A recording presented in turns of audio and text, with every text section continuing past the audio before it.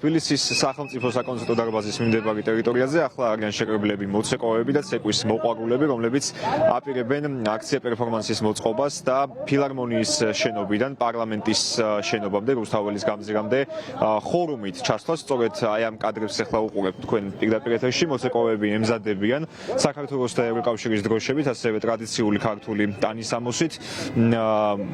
ჩავიდნენ პარლამენტის შენობამდე, ემზადებიან, წკრივად დგებიან ახლა და ემზადებიან ხორუმით მსვლელობით დასაწყებად.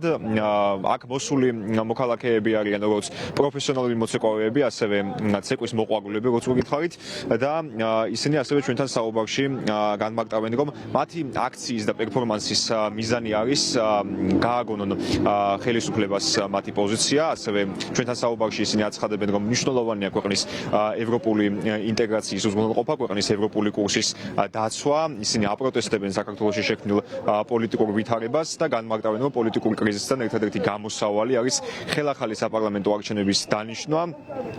როგორც ისინი აცხადებენ, ასევე მნიშვნელოვანია, რომ დაუყოვნებლივ საპატიმო დაწესებულებებიდან გათავისუფლდნენ დაკავებული პირები, რომლებიც დააკავეს გასული დღეების განმავლობაში საპროტესტო აქციების მიმდინარეობისას. უცვლელია ეს მოთხოვნები, უკვე 24 დღეა.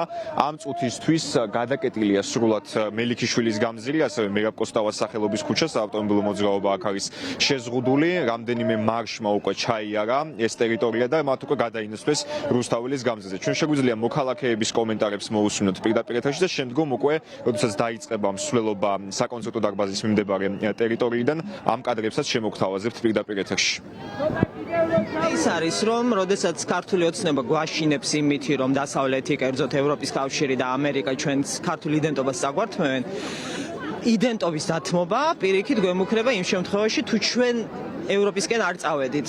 ევროკავშირი არის ორგანიზაცია, რომელიც პატარა ისეთ გადაშენების პირას მყოფ ენებსაც კი იცავს და კულტურებსაც სპეციალური დირექტივა არსებობს იმისი, რომ დაიცვას. მარტო ვერ ვიქნებით ვერავით არ შემთხვევაში, იმიტომ რომ გვიჭირავს ძალიან კარგი გეოპოლიტიკური და გეოსტრატეგიული მდებარეობა, ჩვენ თავს არავინ გაგვანდებებს მოკლედ. თუ არ იქნება ევროპა, ცივილიზებული დასავლეთი, ამერიკა, მაშინ ჩვენთან მოვა რუსეთი, ჩვენთან მოვა თურქეთი, ჩვენთან მოვა ირანი. ევროპული ღირებულებები ძალიან ბევრ ასპექტში არის ღირებული ქართველი ხალხისთვის. ჯერ ერთი ნორმალური ცხოვრება, მშვიდობა, განათლება, ჩემი ხნის ხალხისთვის ნორმალური პენსია და სიმშვიდე. თავარი მოთხოვნები ჯერ ერთი ყველასგან თავისუფლება, ვინც კი უკანონოდ არის დაჯერილი და შემდეგ ახალი არჩევნები, რა თქმა უნდა, უალტერნატივოდ აუცილებლად. გესმით შეძახილები დემონსტრანტების საქართველოს გაუმარჯოს. ამ შეძახილებს ჩვენ გასული დღეების განმავლობაშიც არაერთხელ ვისმენით და ეს არის დემონსტრაციების ფაქტობრივად განუყოფელი ნაწილი. მაგრამ მოცეკვავების მარში დაიწყებოდა 20 საათზე თბილისის სახელმწიფო საკონცერტო დარბაზის მიმდებარი ტერიტორიაზე.